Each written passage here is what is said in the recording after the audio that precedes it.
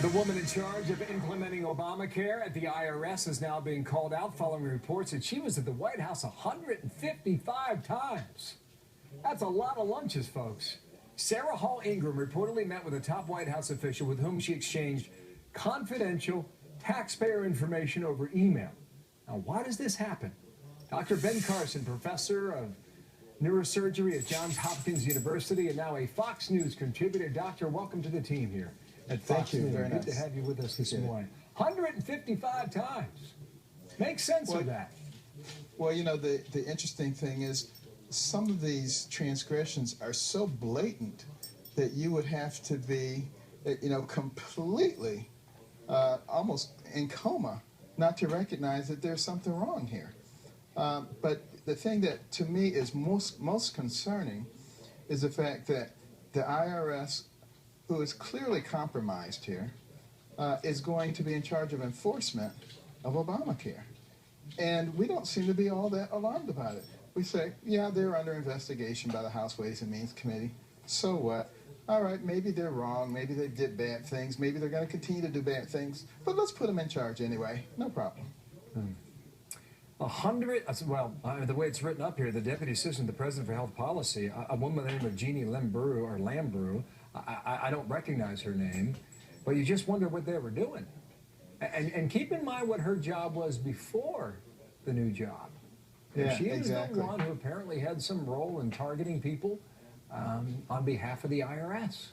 Well, I think what we have to do, in a way it's good that this is happening because, you know, it's so blatant, it's so in your face that I think even those who are slumbering might start to scratch their heads a little bit and say, wait a minute, what is happening here? You know, this is supposed to be a country that is for, of, and by the people, and the government is taking over, probing into every little detail of your life, like Big Brother, and we're just going to say, ho-hum, well, it shouldn't have happened, but no big deal. Who won the game last night? You know, this is not the right attitude. I'm very happy to see, you know, the truckers and other people starting to say, excuse me, is there a constitution in this country? Are there some rules that we're supposed to be obeying? And, you know, when the Tea Party started saying that, they were demonized, of course. And I suspect the truckers will be too. Wow. But demonization, that's what you do when you're a Linskyite. It's okay.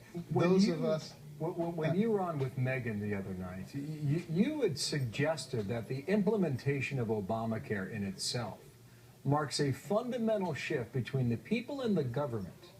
Yes. What did you mean by that? Well, because the most important thing that you have is your health care.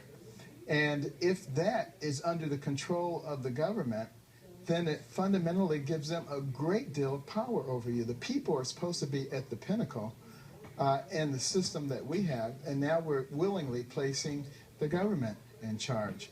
And, you know, I made mention of the fact that Vladimir Lenin said that socialized medicine is the keystone to the arch of the socialist state.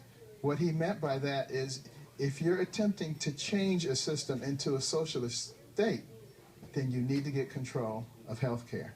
This is not complex. This is straight out there. Some people will try to make it seem, oh, that's ridiculous. How could you possibly evoke the name of Lenin?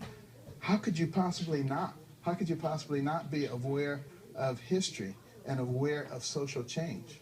The other point you made is that you become more government-centric as opposed to people-centric. The government is driving decisions and not you as an individual. Well, exactly. What do you think of the rollout? You know, you're 2 weeks in now. What do you think? Well, I was just talking to somebody who said they went on the website and they finally got through, and it was asking for all kinds of personal information, including about your voting and do you need to be registered?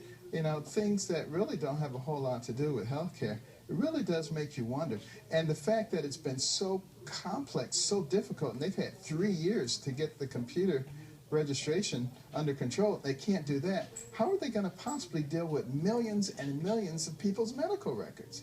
I mean, anybody who thinks that this is all of a sudden going to straighten out and everything's going to be wonderful is drinking the Kool-Aid. Dr. Ben Carson, it's good to have you on the team. Thank you. Thank you, sir. We will speak again. Thank you for your Alrighty. time out of Washington. Okay. Take care. Bye.